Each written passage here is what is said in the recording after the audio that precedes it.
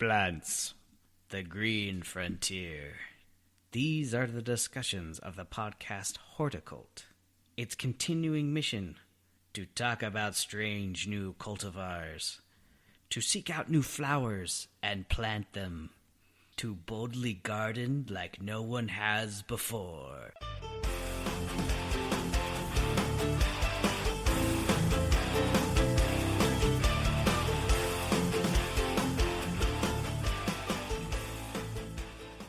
What's up, everybody? This is Blaine from the Horticulture. This episode of the podcast is number 60. This is called UNLA Review, and we just talk about the UNLA and what it is, what it stands for, and why the Green Conference is important to us as horticulturalists, and how you can be involved in it yourself. So let's get it on. This is Beef Lane. And this is B-Rad. And we are the Horticulture. What's up, everybody? Thanks for coming along for the ride. So today's episode, we're going to do a little reviewsies. I was able to attend the UNLA Green Conference, and we want to kind of go over that. What is it? Why it's important? How much freaking fun it is? And if you're involved in the green industry, in the working side, you really need to get involved. Just to go and mingle. It's totally worth it. Totally worth it. And they're always looking for volunteers, so there's ways to get it for free. And so that's always, if I'm not mistaken, that's always right around, it's in the winter. Yeah. It's always right around the end of January. Because that's typically the slowest time of the season for green industry peaks. Yeah. The biggest thing is like snow removal. It can stop people from showing up. That's about it. But they do it for 3 days. The first day is the long day in that they have classes all day. It's like from 9 to 5 all day. They have an hour break for lunch. And then on the other 2 days, it's just the morning up to lunch are classes. There's a trade show after lunch, and it's open to the public. You could just buy a ticket. It's like a $10 ticket or something just for the trade show. So you come in, check out the new products of the year, meet some growers that are typically out of state because they're big time. They're selling to the nurseries. They're the big boys, huh? The big boys, yeah. Heavy hitters in the nursery stuff. A lot of them are from the Northwest, Washington, and Oregon, and the fertile myrtles of the green belt. So, where plants just spontaneously combust into life. Yeah, it seems like it. Yeah, so that's where they're in. But there are some, also some native growers, and they're in Idaho. It's actually Native Roots is the name of their, I guess they're not a nursery. I guess they are a nursery, but they're a wholesaler. So they're the ones that they have a breeding program specifically for native Intermountain Great Basin area. So, and it's called, those guys are Native Roots? Native Roots, yeah. They're the growers, they're the propagators, the whole bit.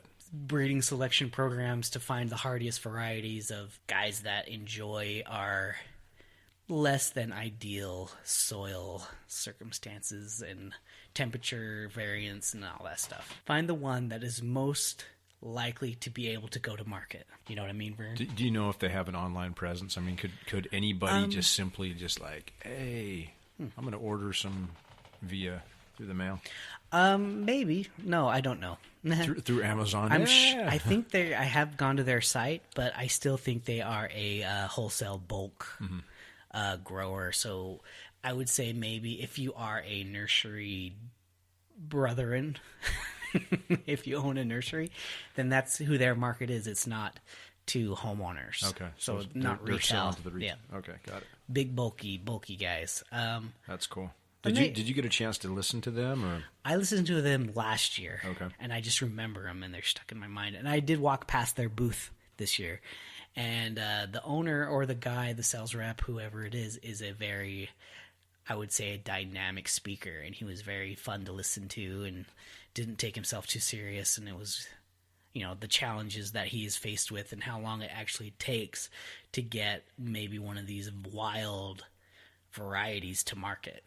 and to find something that is economical, is good for our growing environment, and that people want. I mean, it's hard to find something that fits all those criteria, that look good, that performs well, and that people want. That's cool. So, yeah. So, and then within the conference overall, as far as the lectures and whatnot, there's categories, right? Yeah, yep. Different categories. If you're interested in one thing and not another, what are those tracks? So it's basically designed for CEUs, and we've talked about CEUs before. So if you're, there's 5 different tracks, and each of them are kind of designed for certification that you have.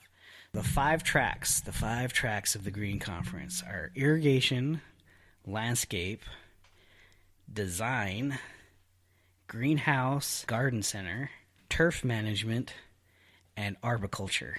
So those are the 5 tracks that are there, and the different CEUs, you would have to find out. Each lecture has different CEUs that are associated with it.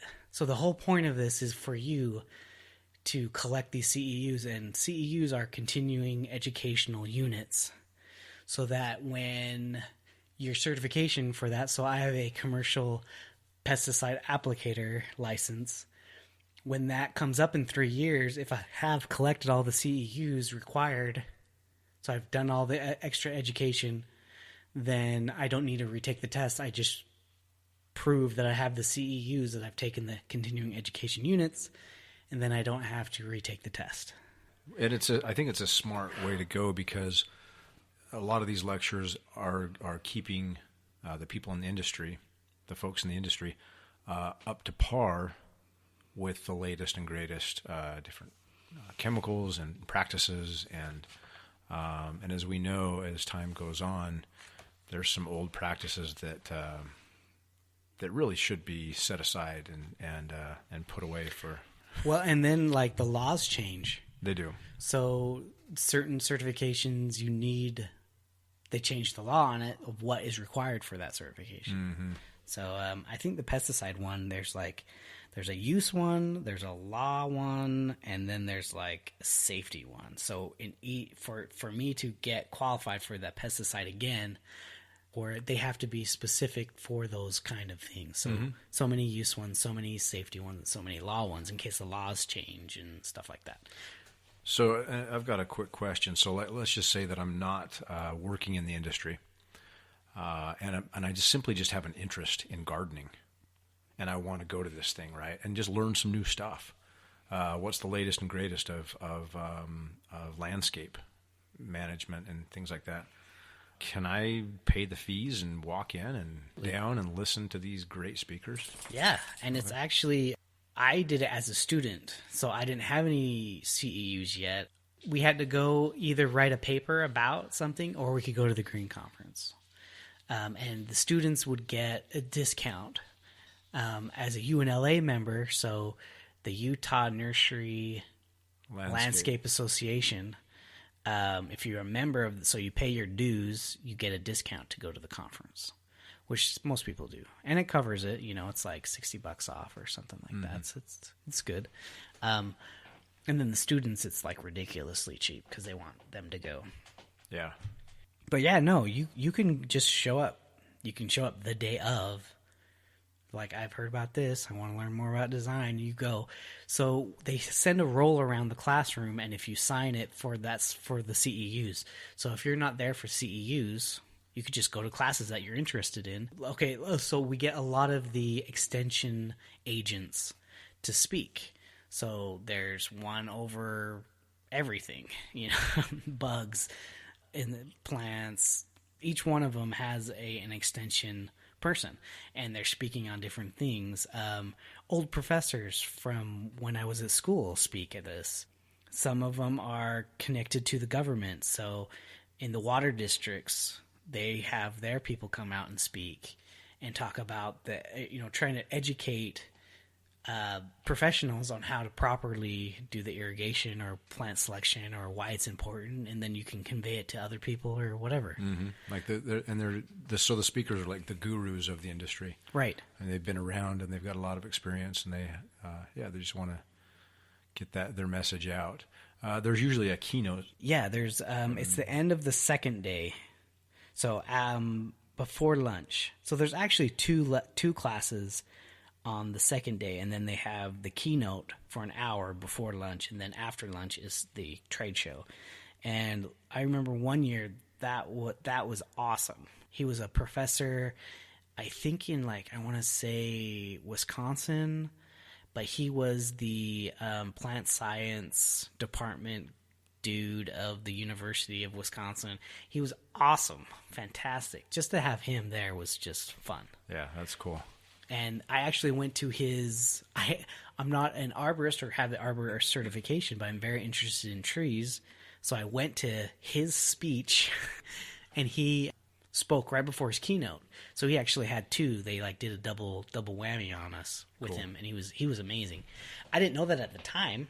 I didn't realize he was the keynote speaker when I went to his class, but he was fantastic. And then he did the keynote, which was fantastic too. I still remember it, and I've talked about it before. He talked about in the past had these species or genus related tree infestation crashes or whatever. So back in the early 1900s, it was the American elm. Dutch elm disease wiped it out. Almost. There's still American elm floating around, but why that happened and how that happened, and then how we've been going through the emerald ash borer and how ash trees in the east working their way west have really been affected by the emerald ash borer. How we're still on the lookout. I think it made an appearance in Colorado. They were able to just get it. It's effective if we know pesticides to control the emerald ash borer. We just didn't know what was going on until it was too late with that guy. So anyway, but this guy was talking about how the next possible crash that could happen is in maples. He was talking about how being in continental separating, they have developed different kind of pests and different specific for those plants, and that they have developed the ways to defend against them in those areas. It's almost like when the Europeans came to America and wiped out the native population because they didn't have a defense of the certain diseases that they carried. Yeah. A huge percentage were knocked out by the diseases, not necessarily anything else.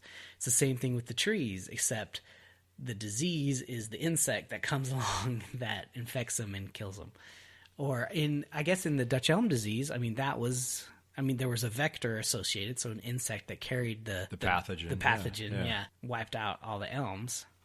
But it's the same kind of concept, that they don't have a defense against them. And maples, there are maples in Asia that are isolated. There are maples in Europe that are isolated, and there's maples in America that are isolated. And these isolated groups don't have defenses against the other maple groups, the same defenses. So it's a matter of time before they intermix. And then, that's one thing that the government or the agriculture department, things being shipped across the world, that's one thing that they're trying to watch for. So they're trying to limit the possibility of bringing lumber from one of these isolated areas to another one, mm-hmm. and there's an egg or whatever that gets in mm-hmm. and wipes out that population. Sporulation. Yeah. So, wow, he was amazing. He was a fantastic. So, keynote is awesome. Yeah, that's great. And the trade show is really fun too. So, in the trade show, then you can kind of walk around and see all of the new products that are out, the latest and greatest with greenhouse stuff and with arborist chainsaws and grinders and all of those things. Big equipment, excavators for landscapers, and then new plant varieties that they're coming out with that are now commercially available that maybe they weren't last year, or maybe they've kind of zeroed in a little bit more on the breeding, and they got those. And did you see anybody from the nonprofit groups like Red Butte Garden, Botanical Garden, or West Jordan Water Conservancy? Mm-hmm. Yeah, it's the biggest garden conservancy. I actually got to meet. I didn't see if they had a booth in the trade show. I know Utah State Extension, they did. Oh, cool. Where we went to school, and the distance education people and them. And then you had all the people that are the extension agents, and they had